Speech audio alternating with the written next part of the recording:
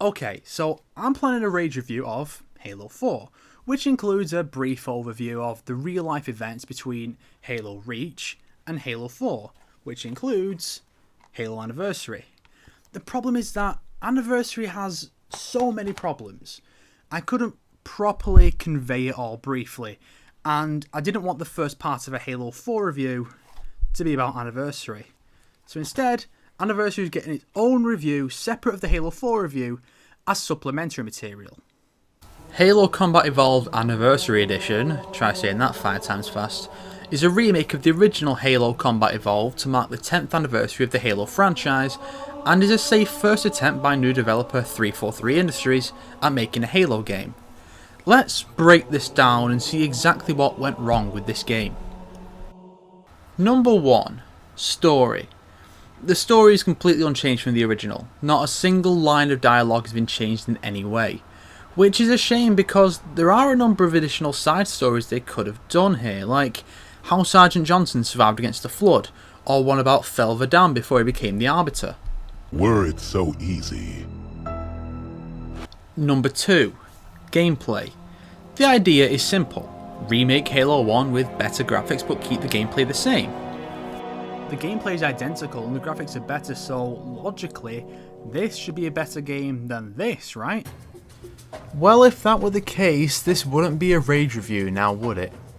See, the issue is that by keeping the gameplay exactly the same, you're highlighting just how much the series has progressed and evolved, no pun intended, over the last decade. As a result, the gameplay feels utterly archaic, especially with the newer graphics. The Halo 1 gameplay is fine, sure, but you really start to miss features like hijacking, sprinting, and assassinations. So while the gameplay was brilliant back then, by today's standards, it just feels subpar.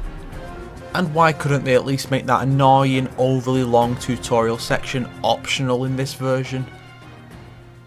Number 3. Graphics and animation. As I said, Anniversary was the first game developed by the new studio, and boy does it show. In-game animations are just reused from Halo 1. Cutscenes though have completely redone animation and it is fucking horrendous. There is no way a big release from 2011 should have such terrible animation. Characters move like robots and the facial animation is the worst I've ever seen. I'm not even kidding, Halo 1 10 years ago had better animation than this. The graphics are about on par with Halo 3, not quite up to Reach's standards, and there are a bunch of reused assets from the two games, making the products feel rather cheap. Though I will admit that the environments generally feel much less barren and some locations are bloody beautiful. But then we get to the designs. There are quite a few brand new models such as the Chief, but you can see some problems with some of these models as early as level 1, which really makes 343 seem amateurish. I mean, look at Chief's arms. They're really skinny and his hands are tiny, and once this is seen, it cannot be unseen. One quick oddity before we continue. Cortana was given a Halo 3 model here. The reason this is odd is that Cortana originally was purple with short hair. Her hair was made longer in Halo 2, and she was made blue in Halo 3. But Bungie seems to accept these changes as canon, as she still resembles her Halo 1 form in her cameo in the prequel Halo Reach. So it just seems weird to have a Halo 3 form in this game, even if it is slightly recoloured. I know they were just reusing assets, and my guess why they used this model instead of the Reach one is that Cortana doesn't speak in Reach.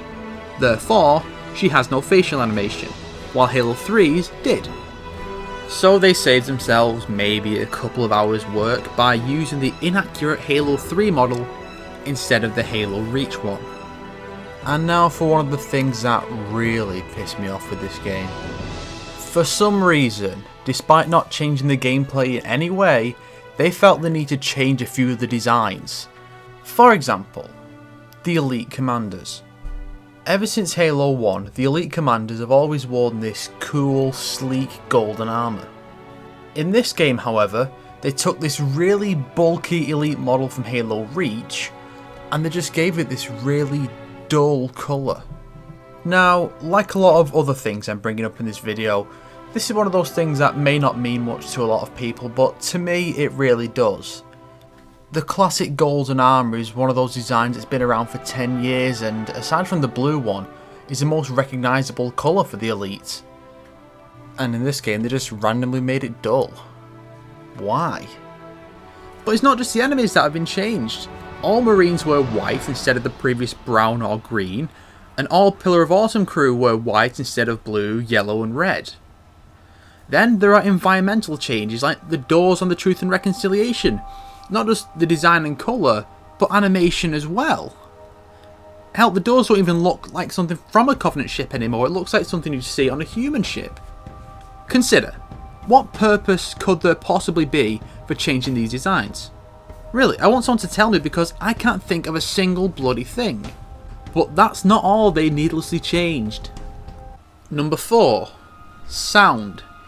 They changed some of the sound effects. The plasma rifle and ghost gun at the very least have been changed.